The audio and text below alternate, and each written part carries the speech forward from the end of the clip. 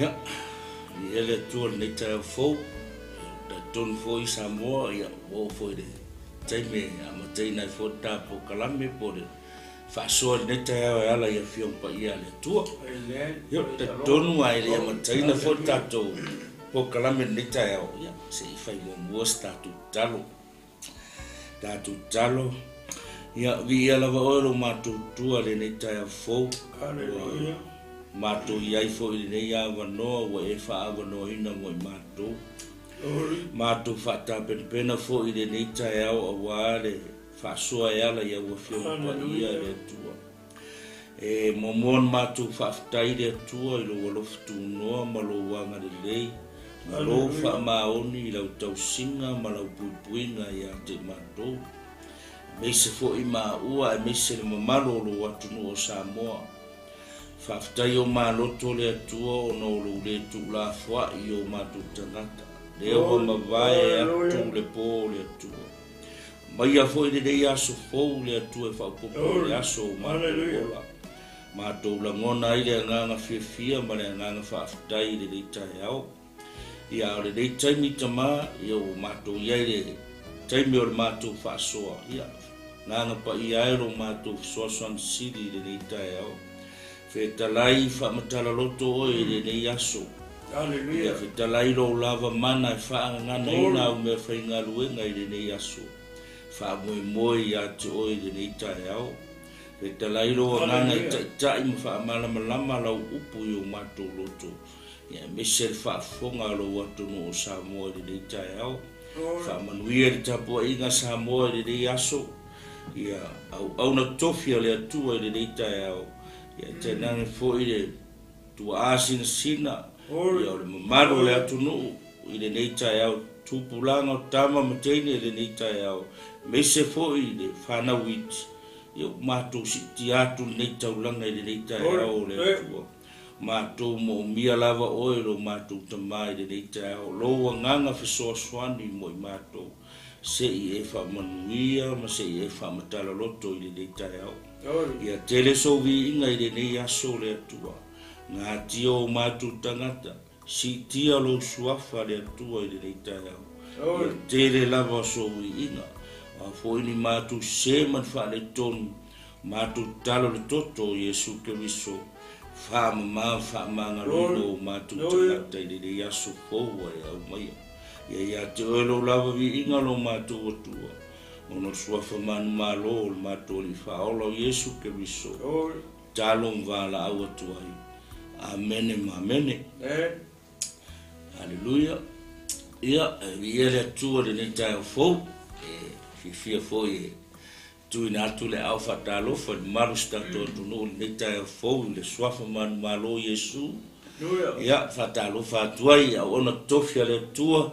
Lo le manu le tunu fa pe fona I o tatu tua a sina ia o atu le fata lofa ia to I le tai au ia e na le fo I tu e fa nei ia tunu ma nei la lo langi o e mau mai le nei fa so ia o fe lavo e tantanga I ma ia le nei fa so I fata lofa tu ia to I le suafa manu malo Yesu Keriso ia o se avono e no fo ai mai matamata I lau telefoni ia po mata I lau TV ia e moa mai le nei whaasoa mata lo fatu le nei tai au ia te oe I le suafa manu malo Yesu ia le atua le nei tai au ia o te manatu foi ia o le la foi wai lunga na le tatou autu o le nei aso o le mulumulunga ia na wai ai ma le tatou tusi faitau o le nei tai au ia e te maua foi se staimi e mana ia foi lo to ia ai to faitau ia ma to va vai e fasoa mai lava le nga po io le tua ma fa mala mai no tatu loto e ala ia na fio pa ia al detail ia basta e se vete che so no ai di detail le ai al metto e con fa pi foi la fatalo ia le pai se tato tu men pai ona mo mani no mai mo mai foi ma falo long mai le fa so ino le pone tu e ma lo le so fu manuia ma ia I lau whaasarunga sa mo nei tu lau lea. So ia lenga te fwoi lea, ia lea u whengaroa pa ia lea tua, mo la tu whatua, pa pena o na tala whauta fwoi tono Aotearoa nei, ia whapetulu I ngā umala laurangi, ia masisi o tatou atu pene o Samoa, o I lato uma o maua mai, ma o ile nei whātua ia. Rosso fu manuia fata na tumarenga whanaro. Pasta I pe saule toe pa ia tu sai malau sa o ni tai o fo vi ere ni. Ben. Ya. Tau ia tam ni tai o. Ya. Ya. Ole na o no nata to tu spectau ia sei ma fai tau tuori. Fas fai tau ni tai o fa penana. Ima tai ni ia ta tu ni yasu. Ya, ole yo I tau saminga o le paseka. Ua silfia Yesu o mai o na poe tuai ia le ia ai mari watu I tama. Wana alofa I ona tangata o le alulangi. Ua ia alofa ia tato. Ua o le ngata anga. Ua whaita suanga. Awa tu e tia Apollo le loto I uta le seikara. Le atario Simona, ia whalata ia te ia. Ua sila fia Yesu, ua tuina mai e tamame a umarawa I ona au. Ua maliu mai foi o ia mai le atua. O le ato e maliu atu foi o ia I le atua. O na tūle o ia I lunga, a o whai le tari suanga. Ua tu ese o na ofu, ua tango foi le ia soloi. Ua fusi ia te ia. O na lingi lea I o le vai. I le ipu e mulu ai. Ua mulu I vai o so. So loi ai le so loi. Ua ia fusi ai. O na o atu lea o ia Simona Petero. A ua fai mai o ia te ia. Lea li ie e te le mulu e o vai. Ua tari atu Yesu ia te ia. Ua whape atu, o le mea o te whaia e te leilo nei, ai mulmuli ane e te loa. Ua whai mai pe teru ia te ia, e te le mulmulu lava o vai e o I le whaavau. Ua tari atu Yesu ia te ia, a whai o te le mulmulu ia te oi, e le aiso tofi whaatasi maa. Amen. Maria. Yeah. Yes, so it was.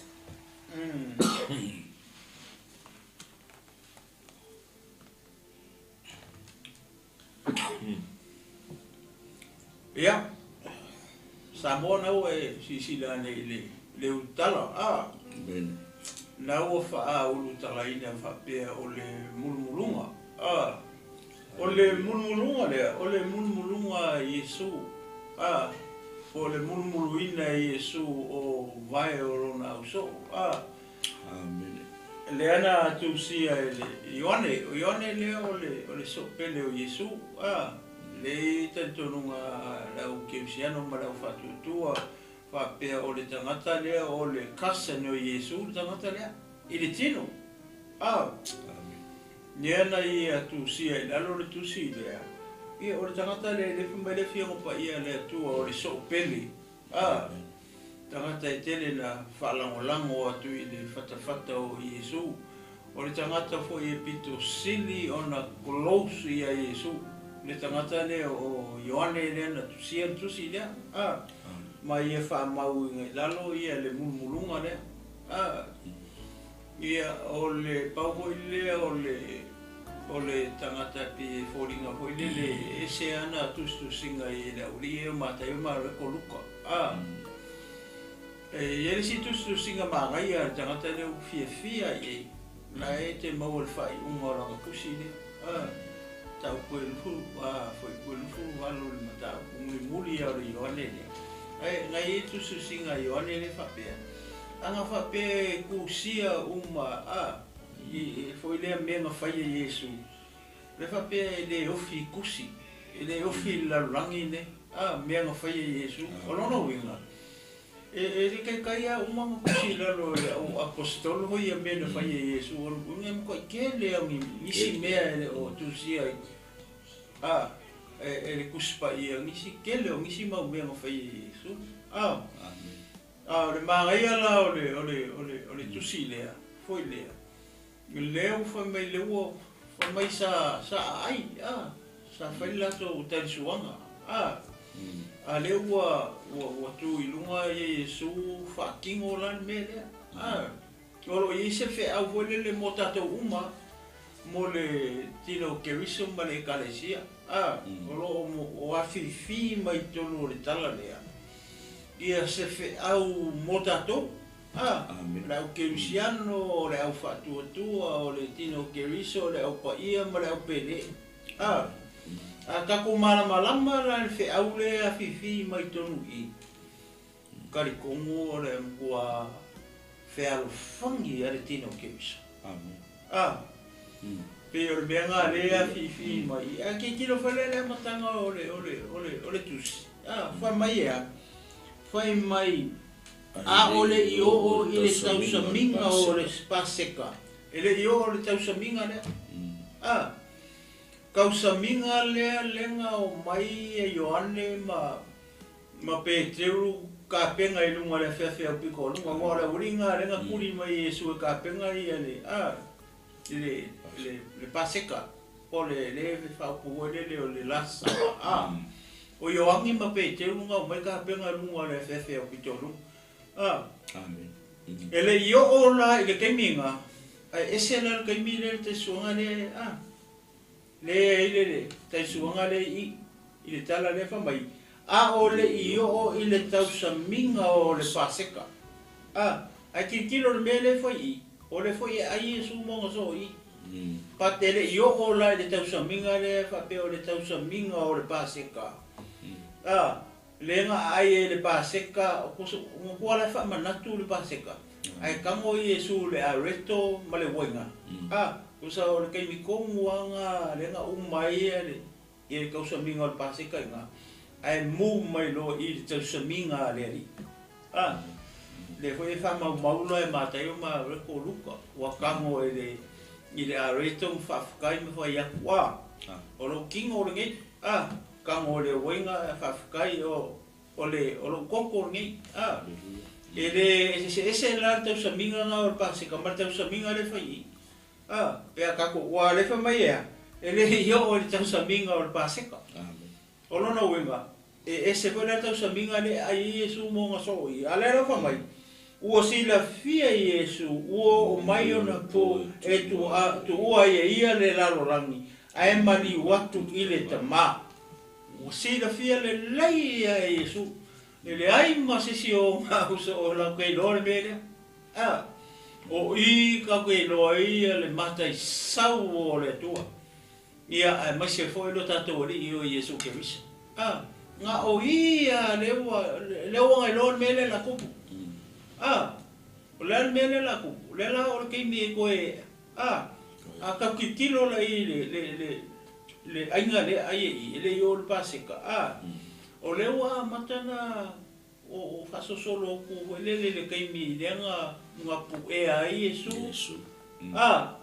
ia mai loa sasa ia maloa ko e sa kaulu ia ma luifo ai le tunga mau ma ko e ku mai ia ma fio ro la ngor menga le sil fie Yesu le fa mai kala ai le ma se la so la ko lo le o sila fie le Yesu le mele la o mai so ma ko ai time is so close ala o sila fia le lei lo tatou li o Yesu Keriso mai o sila fia Yesu o mai na po tu o ai ia le nei lalo langi wow kalo forka ko li faula ai mangkua o lele ia lu sa kaulu a pe o I le wa maka ko inga nga fa ko le anga mali e ko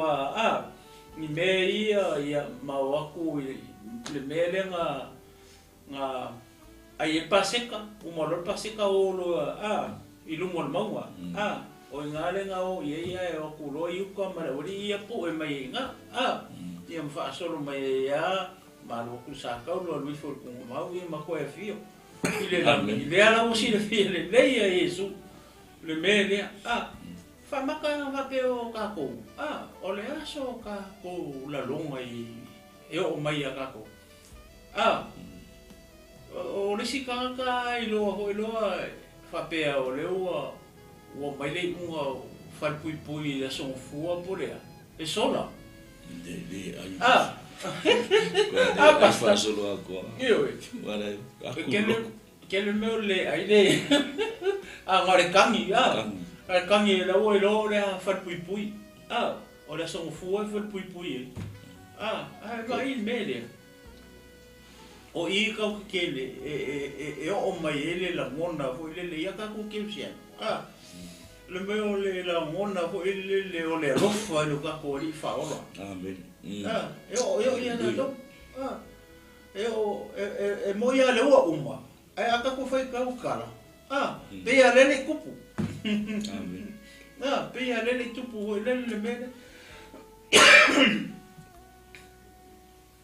a lewa si le fia e Yesu o lewa o mai le po e tu ai e ia le nei lalo lang tole alo fai e Yesu ia fa me ai mali watu ile tama ua wai fele la ko e alu longa ma a winga mai o ia ai makua le i tau le ia lu sa tauro ele ia lu sa tauro ele ia lu tunga ma wa le fa penga sa ka lu ngalu Yesu nga umar sa ka lu sa ko ya lu la lu ku ngomau o le me nga fa Yesu la lu ngalu Yesu o meliki o se o li male nga ke mo o fa li nga to lu fa po ba ma Yesu la wa ya ke o ki o se o li male si me nga ri nga lu alu la ka kala la lo i me ya mai lu mai le au vai nga ia feo ki mai ko yo le parkaiso le nga feo ki mai ko fe nga ngetu ai le la o mai lo ave o le ko la lo la ia le pusumo upper arm la o lu so fa pela e o mai le oti mala mala au o le ya ki o yo nga e ki fa maong ia ka ko ke siano maliula ia kamu le ka maki ia kingo ngi war kingo yo parpala ia mai a ngelu avelo nga i lungon be be la i aperam pero la venga o la salo ai a fai la o mai le o ki mane va au ia ka o ka kele o sao ka kele o do le tua ia rongo winga ka ke o ila lo i mele ka o se oli ele sa se angelu avelo nga la ke le lo le ku ia vi era tu ai mali watu i le ua na lofa i ona tangata o i le lalo langi ua ia lofa ia i la to ua o ile ngata anga mai le lofa e se lofa o Yesu e se le lofa kako o kako alofa ngi ai kangangi basta e alofa foi le fa vai kaimi ele las ele uma o Yesu ia le que fa mele fi un pa ia le tua fo le ma fai le o ki le ma fai ngelu le o nga fa ke e se inga mai ka ko ile lofa le tua sai a Yesu Cristo. Amen. O que quero ler, foi ler para cala mai. O aí a lo foi aí lá, do o ele ngata anga. Maka ki ngi ko inga lo. Le lo foi le nga, le foi mai o ia ku inga ko ilonga ola. Inga ia oki. O ia sa ho ilonga koko. Inga ia mangalo ia ka ko sa. Vai le rofale ele ai esse a rofa kusa male rofale amen le rofale o yes como ele o ngata ia falai ua fai pai lo ua fai le tali soanga a ua tu e ti a polo i le loto i uta le se kaura le atali o Simona ia faalata ia te ia a vai orkan suanga le fai i orkan suanga le ele o se paseka a e o le foringa mai se tali suanga ia ma sangi Yesu mo so a ni le o ai a o le mea le o kupu o rea la o solona ki Apollo i kako kamare o yuka iuta le se kara o la meno o tupu i le o faalaka o so le nga le nga ai mga o ki faalaka Yesu o nga ka le iuta o nga ka sa ko o ile mo me o le kanga kupe ho ile le ministry e Yesu ka uma ye o yuta ele o se kanga ka foi le valea se tu rosa orga ka ele leila mu mela ele leile su e kusi mare mare fai ka or kamare malang fa kel pe o se kai pe o la wali fo ye te rona le o la fonga ko nga ka fa pe nga ya ka mai o ele le mu mela ele umianga alu lima ka lima susenge ia po mai alu lima ka I kala ka I do kala o le mera nga o le ngaruenga nga ka le o yuta sa fai o ia sa ku e le kanga kupe o le ministry e Yesu o le kaka foi le nga le fia ina wala tu ia Maria le makatala sa ka e le u manongi go le sa I vai male ao Yesu pa mai mau anga fa ka uma o se kursi la are lo pepelo langa o kanga ka masangi mo le ngaoi me foi la le nga nga fa la ka vai ka alu le ministry o le asa o nga pa ka kilo le ka le ko kongo le ministry e Yesu ai fa pe anga mi ele o ise o nga mo ka ko le kongo le ministry le ko kongo le ka le si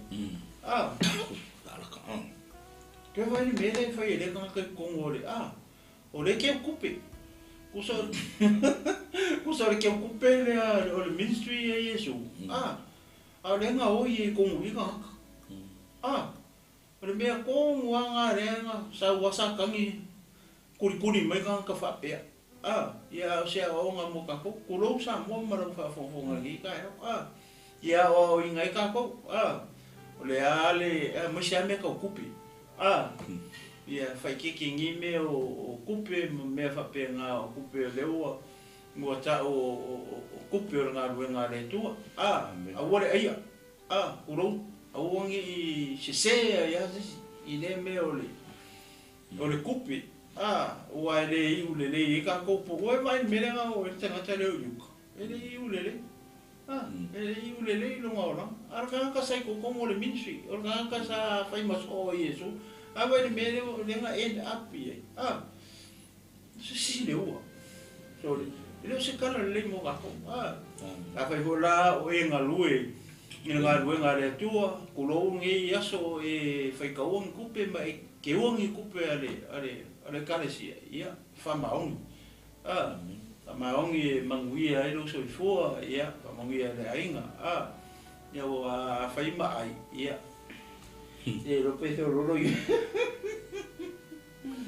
mai o si le fiesu o tu ina mai le tamame malava I ona ao o mari mai fo ia mai le tua o le ato mari o atu foi o ia I le tua le mele le si le fie Yesu o le o marka I o le a ko fo ia I longa ma o le loko Yesu I kanga le la makua ia lofa o Yesu I kanga io fa mai wo o I le ngaka anga lo ngarofa ko I muki vale le lofa o Yesu I tanga ya le ia lu sa ka o le mangai ala o le kala le pe o ma fa ia ku ma fa u fa kala fa pe le anga o le ukala le o tala le o ma tu o iluma ia moka ko uma moka ko uma le tu tolu o le kalesia Kristo o lo afifi mai ai se famalosi ma se fe au mo ka ko uma po le ale me ka ke fai o le ase o nga o le nga o mai Yesu le me le nga ye fai le au ia mo ka ko kilo le ye pe ka ke fai le le fa ta ta inga ma le me le wa le fa mai le o fa ka inga o fa ka inga me le nga mai Yesu i o so fa fe ka ko o le la wa fi o Yesu le lang la wa ku ma au so ai fa fe ke mingi le ka ke ye ko pongo le ka le sia ke biso ka ko ke le fa la fa ka inga le pe nga ka ko fai kau ye le kuspa ia ka ko le fai pe o le ta ua na o le tala le ua ka ko o le kala ua fa lo so ye o e fa fonga so ye le ngi kala o fia ta sanga kalunga e fa ola e lo po o ma se pe fa skol ia ai kari kong ia po ngalo fo ia oi ia ngi ka ia tonu ia le tua le uma ko fa soa ko fa manga ko ia si le fo ia wala ma le fa tai inga o inga fa ia fa Yesu le fa Yesus o Yesu nga mai e fa ka inga le i o nga so o le lo so o le mele o si le fia Yesu o le la ko si o le la ai le nga ka inga o le la anu sa kaulu o le la anu sa kaulu a wi fo sa kaulu ko ya lu le lu ku ma ko e ku mai ia fi ko a fi o lo le la o le ma ngai ala nga o pa mai ona tu le o ye lunga fai le tali suanga o tu ese ona ofu o tamo foi ile i soloi o fusi ya te ia wai o le aka o le ngaka o le fa kai ka inga o le aka mo me o le au onga e lua ka le o le au onga ia maraka ko kilo ele fa ki ngonga ele me ka o le au onga o lo fai o le mele o le muru o vai o tangata o se a hoi o se tu ma se anga piko sili nga mawalalo le nga nu o Israel yo le mele o lo kango muru vai o ka ia nga kupu ai vai me va pe kama ho ia ngofo mai lu ngofo vai lo ia la ku ia le panka po le o nga la ku solo aku mai e mong ia o kala le vai fai la se si se me fa pe se kupu po se si tanga ta soifua e fo ngale e vai mo wala lo ye pa pe so le mo kwa polonga so le polonga ma vai ma wala lo me fa pe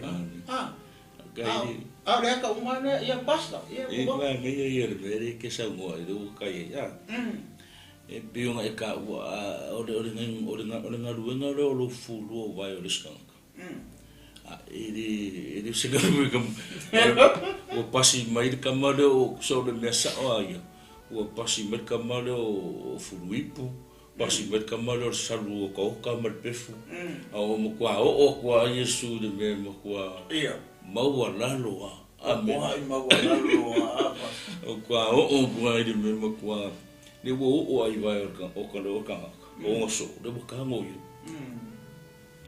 i kilo foi dai i le ngeia o nga mai ko ngorni kala o le mea sa o ai ka ko ke baba ai ko ye o wa le mea sa o mau Yesu o kupu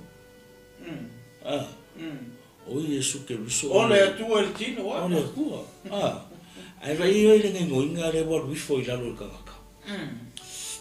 a wi foi langi vai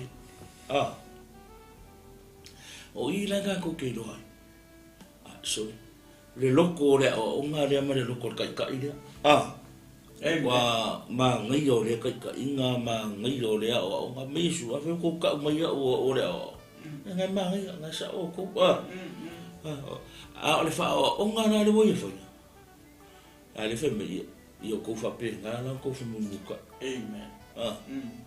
ya le ngo winga o le si so mulu wa yo les Amen. ka ngo e mulu wa yo les a wa fo ila e ole ka ko i fo ila lo ko ngala ngo ngale ole am fe ka ko mo ole membore ole ngo fo ile lo ko mo la lo ai a le ma fa ya ke ri mulu wa va yo ro fe ole loko le fa ku ke o le loko le ma le o ngale mi su ole makua e a rui fa ile lo me yesu ya fa pe ngala ko fa ya ko fa mun ka i fa pe ole ngo ole so fu nga ka ko ke so fu ai pe ya so ma o la i fa nga o le tu ma o la ile ka le sia le tu ole ola fe mun ka bulu aku vai oleh bulu vai oleh kau kulo kami kiki kau ni manga oleh bulu vai oleh ni kiki lo dia ngangan oleh uifo ilalo ga ko loko ilalo Amen. ia ga ko lo fe bulu ka oleh sila o ngan le mo vai oleh mo vai dia lo fai ko kongo de ka de sia oleh ai la ngonga inga ide me fai de skan ka ya ola ko puse me fa pe kongo de fala po konga loko mai kalesia fa nga wo le tu o ke le lo le nga o ka se ma ya o le ale mo fai un ku la i me fe se inga mi pisa vai fe vai ole e de mo wo le kalesia fe mu ka mulu e le si vai ole ma ngi ke le o ma ke do i de o fe yesu le pe mo fa ki o pasi merka mole o ngadu nga mo la lo ye vai ka va me ya o o kwai vai o kanka o vai o so o kango ye mun ma ya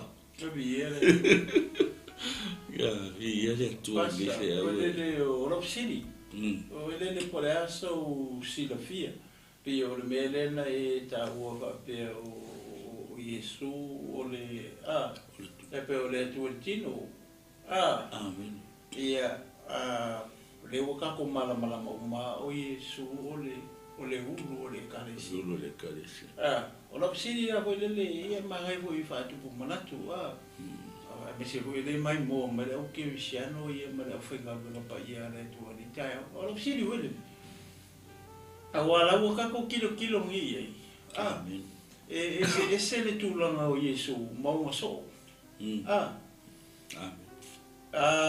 kai pe o mele nga sa mo foi le sili fa pe o e mulu ia mai ora o fefe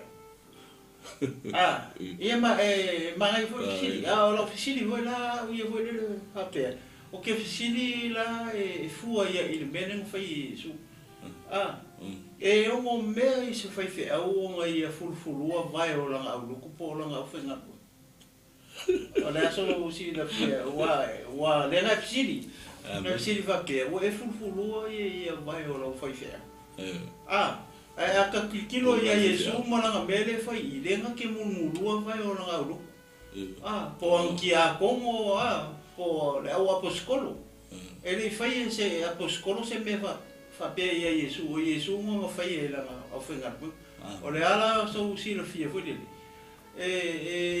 e kakau ile fai fe au le taimine se tu lo le fenga lo pa ia le tu o nga ia mulumulua ia vai o la fenga lo after hasta bor fafsi foi fa fonga ma ia tu ai wala afa pe ole o ngare Yesu ke bisu ele kaulanga ka ko se male o aleluia afa pe ole o ngare Yesu o yo tai le wa o le sai mu vai ola mena le mfaye fe mu vai o la ngau amen amen ola le se vanga ngana se fe ko fa mo runga mo le mfaye ia wa ta ko yo ngana le ku le pe yo yo mai sa mo le ku le lo ko mo wala no male fa ma wala no ia pe yo foringa o condition umanga o merenga amen fa o Yesu mangu o Yesu o le ulo le kalesi o Yesu le nga ki fai e o so ele fai ele o so ia ia Yesu pe o la nga o sili ko le la nga le nga sa mo o e mu lua ia vai o la fai fea a ka kitilo le kala ele mu lua le o so ia o Yesu le amen so Yesu le nga mai fa ka io la wa fio Yesu I le lan le wo ku mai fa ka inga le yo ko fe mu io orongo winga la pe le nga o la sili mai ke la ka orongo winga e ka unga mu kulo la fa nga lo mai ala tu e ka kau I le fai fe o nga mulu vai o la nga fa nga lo fa pe nga foi la fa nga lo nga I le fai fe au fe mu ka ia ele kasi se side of the story o I ku mai lua ole wa le pe fa mai Yesu ia o fa ka inga le ia o to fe mulu wa kai pe la le mere nga e sa mo e mulu le si vai le si mulu le si ia vai le pas ia ele nga ka foi la idea di pasta ka ka ngo I fasibele ole mengi ole au ona ole loko ole aka ole loko ole au ona me le fa ia Wai, kere ko inga o. Ai eu si o ngere fifu vai. Ele que o fai ko inga skri de mar ko inga o ngare ai ole akale fa pula mai Yesu po le vali mai nere. Ole ka ko ke lo ile lotto e ko ngai ile loko me ole au. O loko mawana. Ko mo lalo. Ia le tu. Ele la ku ngaka so so mo le ko ka e ku lo si mero po mo lalo ke le. O le fenonga o ia ai ole o mo moli me le o ngari Yesu ka ko ke do ole aka mangi ngwa le ole la o lu ifo la lo loko la lo la nge o ma ke po pole va pe mo la lo ke le me ko ia e lo ole loko e sila ile tu amen ke lu ifo la lo le nga loko ke loko ai le va o e mo sitala e fa inga o ele tu e fa o ele tu isa o nga o lo uska ia o ko nga o nga ma fai o nga fa kingo se o nga o nga po ngi ko nga o la le e fa manguia le tu e fa inga ele tu isa le loko mo ia le o nga le fa ia fia o nga ra veo o se ka o le sila o nga le ole veo ka ko maka ka ile le ole veo ka ko maka ka I fai maka ko fa o nga ka ia ka ko mai ia nga lopunga le mai Yesu o ke va ku ya ke o ko le fa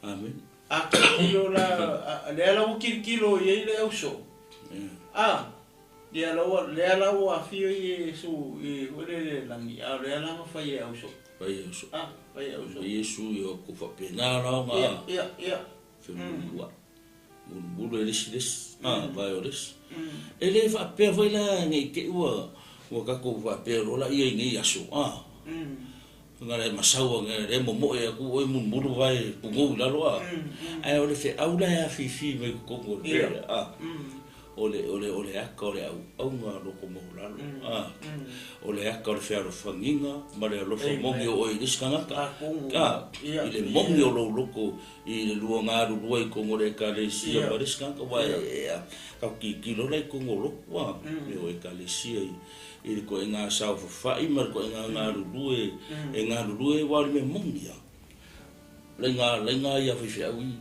le piko luma que fa quelle fico la loro si sia che vuole o le loko le che fa quella o le si la silla ia idea por ko ina loko le va pe ka ke lo mulu vai o le ska o le loko nga ka mo ia le au me ka o le au ma ko e fa ka ina Yesu ia mareko tu se mareko o ke le isau au mai ka nga ka ia so ai au ma ku itangata maku inga ku lo wola amen wa fa fe la u lo ko ku mai lo wola ku mai lo malos ia o lalo ala eso e malo que un poco inga o le principal o malo le ku ai fia alu lunga au oma alu lalo pe ia o mera nga mau o fanga o se petaio lenga mai malaki nga va kulo mako ia mo fola la ka mai se ku ka mai mo fo se ka mai se ku le ai fia mo lo malo o fai e ko fingon malo io le wala ku fia pule malo ai se mo malo la po yesu ai fia que de golpe ia ole o uma kanaka ai fia sili malo le ko o uma le kanaka ai fia mo kaukua e ma que foi me ai fia mo ia foi o mau ai se fez sili até outubro ai o ia mau ko kaukua kaukua o no su engora ruruma su me ko ia tu e ngol nunga ya lu amen pe ole winga na pasta ho le mangai ole mita ko le ka ke kal mo ele nga ka le nga ho le ya ka ko ia ole foi nga lu pa ia le tu olo afifi mai i se fe au mo ka ko uma ia maringi ya la me o loko mawala fai le loko mau ma ko hara di pasta o le loko mau la le me fe ho me tua ia e vedi che è tua e fa mo lunga ia va ile o ngare fa yesu e ke ula o kase ka ke ma fa e se ma ya ngi yo se au nga e mo la lo so loko ma ngi yo se fe au e mo la lo loko ma ngai se sui fai fe au e mo la lo loko ma ngai se ki a ko mo e mo la lo loko fa senga ko inga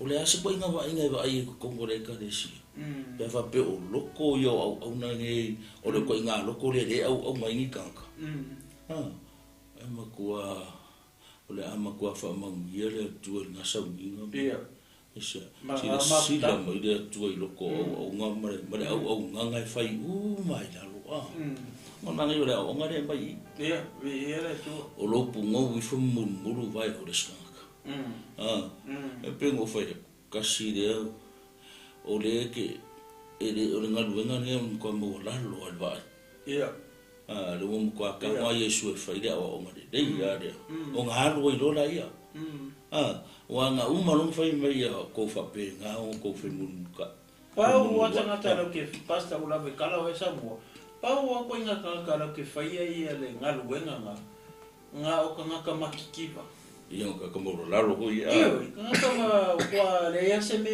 mo ai se so le aka o tanga te motiva o le aka o ka foi le o le manga ia nga te o nga fi mai su kongu ia le pe ko me nga sa mo le lotto tanga loko Aki kilo la ia Yesu, ke mau me o ia o le kupu, o ia o le kua. Ai vai la o le kupu arenga. E mulu vai. Amen. O ke se manga yo le. La fa o ka mi foi longa. Wai lo e sa mo lo mo lo ka si lo ka ngaka ku langa mo. Ai lo ko ka ngaka ke fera o ga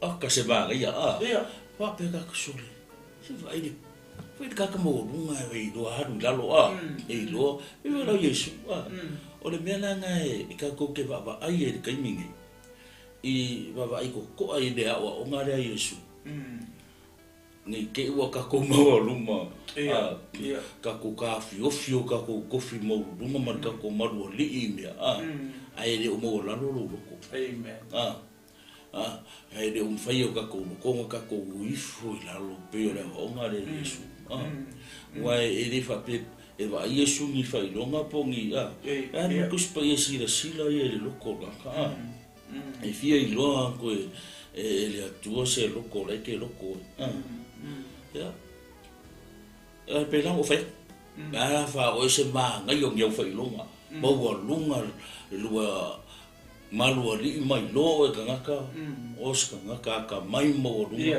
ai ko ai lo e kangaka ke aru ko inga loko le ke ola ko ke ola ko inga soifuanga ia amen ka se ma ia e makua fa mangu inga loko kangaka ai se ka se kangaka ke le e foi la loa e loa longa loko ia e ku mai lola ni ke mi ka ko va ia la ia te o sa mor ka de fisi ia e ka ko va ai le o nga Yesu i le lui foi la lo mulu vai o ngaso e ma mi ke yo le ma ngia yo le me nga fa Yesu ya peke luanga o ku ya peke a foi le pelo winga lo tala le o ka mo ko nga le o scarpa ka te ngi ke me ka ko le ya nga foi le foi nga lo pa ia le ya nga i tangata foi le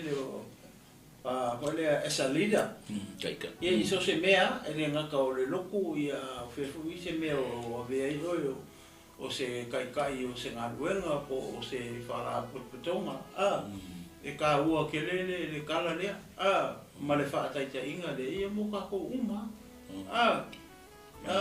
pe le ka ku kilo la i pe o bere ka ke fa so ai mankoa o le ka maka mai i le mere ka kilo la i o le aka o Yesu malonga au so la masiala ia vai nga ia filfilia o le ala wa ka pe mere ka kala mo ai a mai vole ko o loku nge ke mi ka ko ye o le ala wi le fa fi ka uli le wo le wi haleluya le wo le fa fi ka uli le wi ia pas le la ka fa so mai inga wa o mal ka ke ngo ya peke o peke ia o le wo le fa fi ka uli le wo kupu a kikilo la ye e foi no kupu le ko mo le karesia ke mi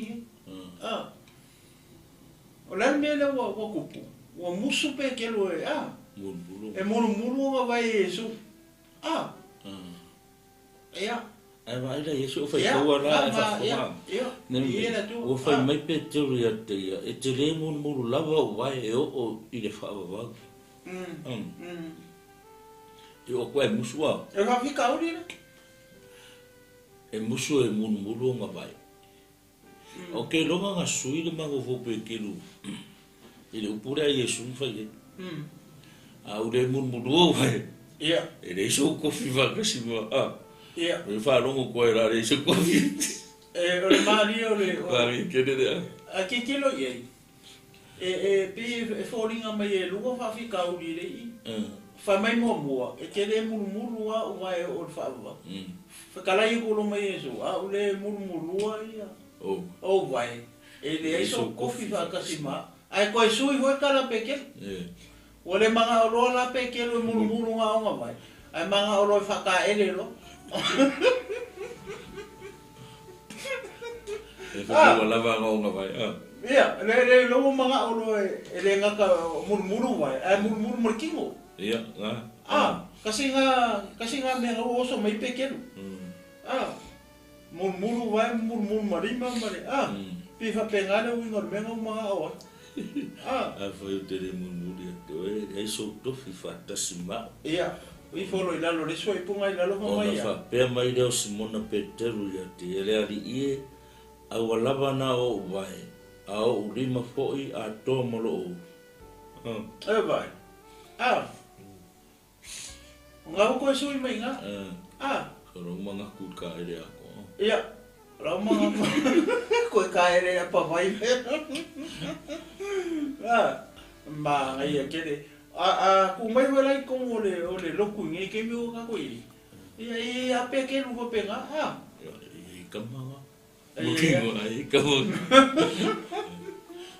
ia pe ke lu ko pe nga le ko o le kale sia ke visto ia ko la o ele so e bulu ga o i pas no fai nai va ia ona fa pe mai le Simona Peteru ya te e a lava na o vai a o lima fo ia to molo ulu wa ia mene no manga o peke ale nga musu i luma musu fa mai ke le mulu wa ia vai se o fa va Te kala I kolore Yesu o Yesu hoi pusfuru ona fa pe tu leo Yesu ia te ia o leo ata ele ia tau ona vai nai mama umai e lea ona mulu uma ua mamafo I otou ai leo otou uma lava le arape o ese la tani ya Yesu le o so mai I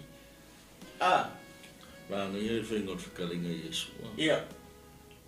Le pe whainga I. A le kiro ngai kakaro yuka. Ia. A ke kiro malai komo ole. Whai doa I le whainga. Ole seko lea Yesu mo ngauso. E le nga pe ke luwa lan whare kaka whawhikauri le koui. Ole ye. Ole I markaka le nga maka koe kala. Kaka le whamai ua. Le ua ulu ia ke mongi. Ia, saka.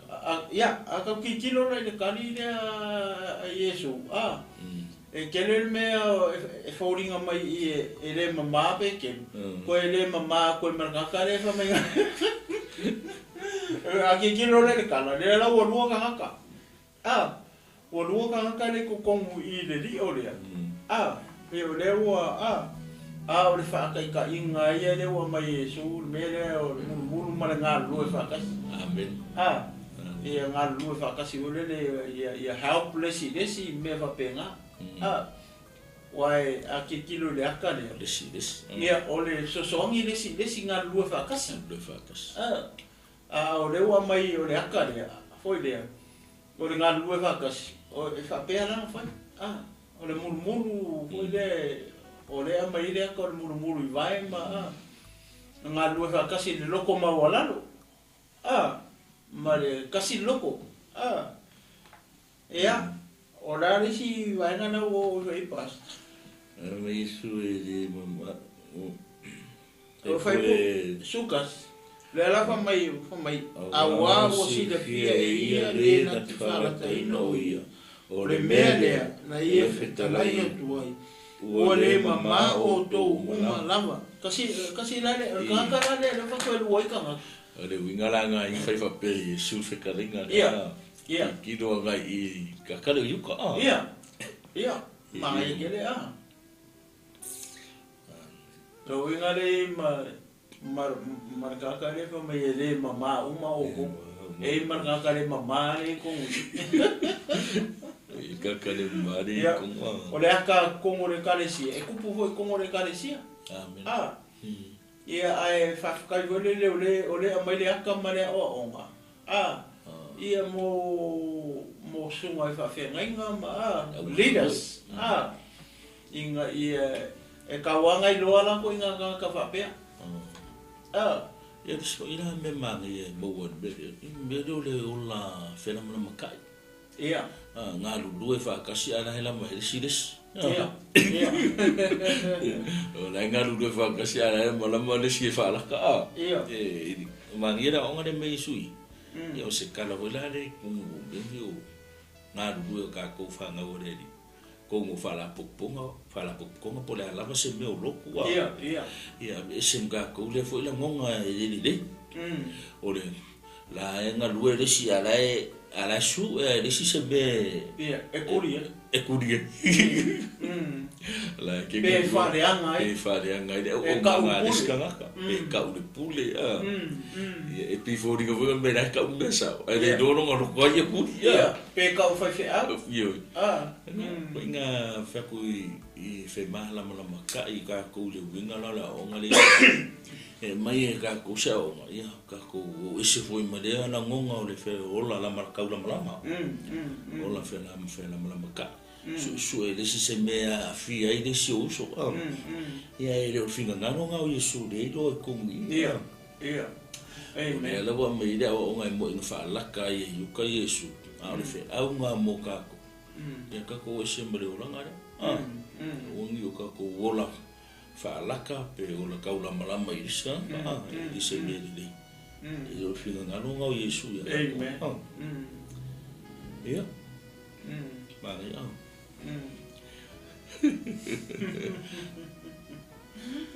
O vele sui punga mo ka o iba. Sukulua. Ia. Sukul. O le sulua. O sulua. Ia. Ua umona munu ina e ona tu wai. Ua tango fo i ona ofu. Matoe nofo i lalo. Ona whapea tu leo ia ia te i lato. Ua o tau iloa ea le mea ua o whaia ia te o tau. Ia. Ma arisini ia. So la ua umang whai. Ia, la ua umang ngā runga. Ale usau whai lalo koe fisiri. Ia. O ko mamlama mele whai. Ia. Ko lori mele ngō whaia. Ia, ia. Ma ngai a. Ma ngai o se mea hurere e whapea.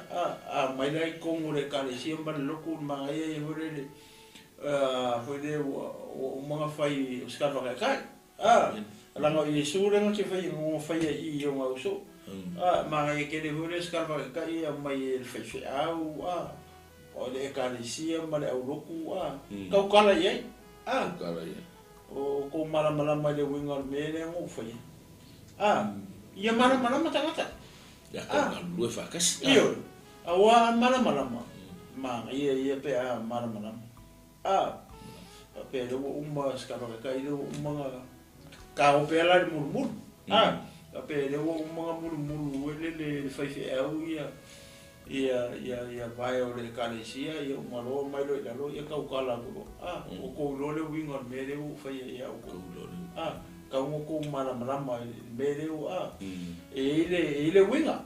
Ele winga mele o fai ia pe mangaianga fasfai kaude foi pula e suko to te taua mai o le o maledi o le nei foi la o to e fai mai na awa o lava lea o le nei a fai o le di mare o to muluina o to vai e ta tau ona o to fe mulu wa i o to vai ia le na apa le asa so songi mele. Ele o umanga fai su fa o nga. Ko ngo folole i dalo mo ko fisidia wa. Ya va le ye fai posu ma ya. Kau fo ya fai o ko ka o ma o le wa. Ya ele fa punga su fa me o le nei a fai o to o le li ma le o mo lu yo to wa e ta tau fo. Ono o to fe mulua.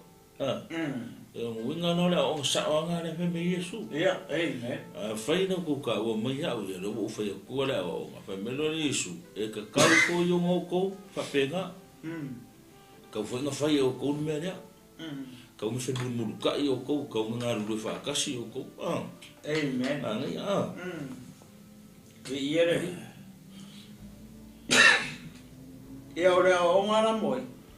Mo ele ka ko mo ka ko pe ia o le winga o le fikalenga Yesu mo le fa ka mai la ile ka ko fai ko ni o po le fi pa ia le tu pe o ka ko ngi fi ola le ka kala mai ai fitalai mai ka ko i mai o nga ia ka ko ngi fai ko le upo le tu ko se o nga le a fe me su a fa pe ara ko ka mai o le wa ia o le o fai la o nga fe me le su ia fa pe fo i o ko fe murmuru at la nga o le ka mangingo le e nga lulu e le ka le sia amen o le ka mangingo le e nga lulu e le fa fe nga malanga o fe nga luenga o le loko mo lalo male fe murmuru ka fe murmuru at o lesi ina ngawinga o e lesi kangaka o ke mga kwa o nga o ke mga ka ika nga ka ika ai ka ko mga ku le va o e lesi kangaka isa na ngor finga ngalo le o le amen ia fe alo fangi lang fa ngau o finga ngalo le tu ia ka ko au nga male loko mo lalo mare nganga le o le fe bulu mulwa e o le o nga le ya me Yesu ia Mana ia pe ko isi me ko po ia ka ka mia. Le ma ia ke le. O le o mana ia pastor fa i ngota mta upu wa. O le fa o ma bude mo ka ko ma. Ka ko. Le o mo ke mi Yesu mo no so. O le o tato i le o ma pulanga i o le karesia ke bis. Ia o le message mo ka ko. Ile ke mi i fia i ko kongu o le karesia. Fia le karesia ma le loku nga ke nga lue. o ke me ka ke exercising ai me a wa ka ko fai ala me le anga ma vai fo ia pete ru mai uka dia fo ia tanga ta fa pe i ko e ka si fa ka i ru le nga ko ia mai i su le fa o le mele o le fe mul mulua i mana nga lu fa kasi ia ma ko fo ia me le fe pa ia le tu fo le e ka ma fa sili ni ska ka ia oi o le au mau anunga mo fangi o makai pe lima ia ale fa mai ka mo fa sili ni ska ka ia oi ai ko oi la e ja e fuala le o ngale isu wa isawa Yesu sawa lua le lalo me yaro fiwa o vai e pe fuam parpala o vai sa vai tanga se kulu e a wa vai kai le ingi e ora kai o ila kumu e fe o ka ko fa pe fu me nga renga nga muru vai o ka kai vai pe a ku fo ye o le au fale ie maoka nga o po ia o me nga o nga nuku nga le sa fai la e ka pongi au nga pongi polonga po tanga ta matima la ke fai ia kilo ku le mo fai a fai la kulo wa vai o se kupu ia ma nga ia o fa o nga le nga mai el kupu langa o ka ko mo me o ko mai kupu ia o le kupu sau ar kupu sau lalo fai do mulu vai o ko mai kupu ia pe o sau la vai se le ia sau mo ai fa mata fa pe ngi ka ko ke le fai da o nga o ngo winga o le o ala la foi pinge e me le foi pinge ngo fo la mo la lo e me le mo la ia ai lo ala nga lu fo nga da ia le vo fa kasi amen ia le tu na ia le fa so ne ta ya sa mo ma ia ne upu ma to fie ma ia fiong pa ia le tu ia ta to lo ina ma o e ni aso ia ve ta tu fe mulu wa amen me se foi le ato le au ona loto maulalo alu lalo po le a foi lo ko kulanga ka ku ia ka ko i foi lalo e fai le mere fe me Yesu ko se aka ko la monga ese le o nga Yesu ia ka wanga ko mul ka i le nganga o Yesu ke miso manga o nga inga i va pe nga mau e ona tanga tale mo fo fi le mu aleluia ai misel fe alu fangi ai misel mero le ngaru lu e fantasi ma le fe mulu ka fe mala ka i mo ka ko le tu ma ia le o nga le mai i le nei fas fai tau po le ngi kusi ka ko fai ka o ngi aso ia tu aku nga sa mo te tu lo ina mo o le nei aso ai o ia o tu te fai ia o fe ngai ai o le nei aso mana tu le upo le tu por fa so nei aso ia tatu fe mulu wa ve o se au na lo to maulano e ke loa alu ifo ila lo pole o ngale a Yesu amen o Yesu o tupu wa au alu ifo ila lo pa ma ngi se kupu fa pega era mo kupu fa pega que wala ko mo kupu fa pega vai la Yesu era ka querer alu ila lo ai ke do o le fina ngalo nga Yesu ya ka ko ia ka ko loko mo ngalo ia ka ko fe mulu ka amen ia ma ngai fa ku Yesu ai mus peke wala ele alu ya o ngale Yesu ma ele uska ma ko kala Yesu fa peke au le mulu ele so ko va lo ko peke no misi sa o au ia vale ko ko fa mai lo isia wa ia sa mo ma ko ma ngai yo le o ma fo so no ko fai ka ko kilo ye ko ka ngo ko ma ka mai lungon ngi ala leo e fa pena no mo le to fe au ma lo le to ko kilo ye to mata ko poi pe le o la fa tu e ma fa ma lo si au e halai i le ngaruenga le tu aleluia Ya, sisi meto ta o pas. Ia le ai. Ya. A ta donu ia o le fasona mo le yaso ia ai fa le nganga le mo ta to le yaso. Ia fa mo ia le tua sa mo le tapo inga le yaso. Ia e fo ia tu e fa ne la langi e mo mai ai le faso fa mo ia le tua ia to ia ta donu ia la fa mai ne ta to se talo ne yaso.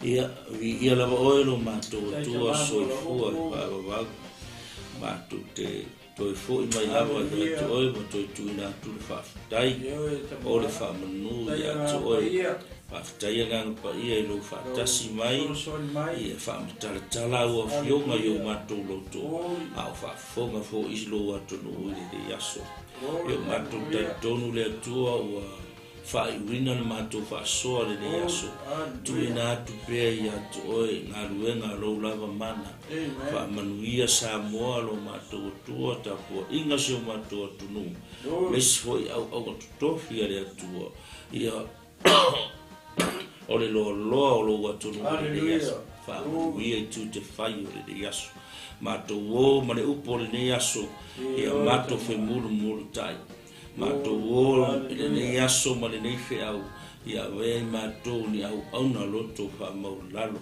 ia tele lava so wi inga whamanuia ia Samoa le nei aso malana tapua inga whamanuia fo le nei ala leo le sunga ia Pastor Mike e o lo whapena o le whaunga ina le nei TV ia whapena mumoli atua i le tala le lei le aso ma le aso tala le lei o lo malo talo foi se upo talo se ngana le yaso e tusa malau fa fonga lo mato tua ia fa ma ngalo o le yaso ia te o lo lava vi inga nei e o le fa va ono sua fa manu malo mato fa o Yesu o talo ma au tua amen amen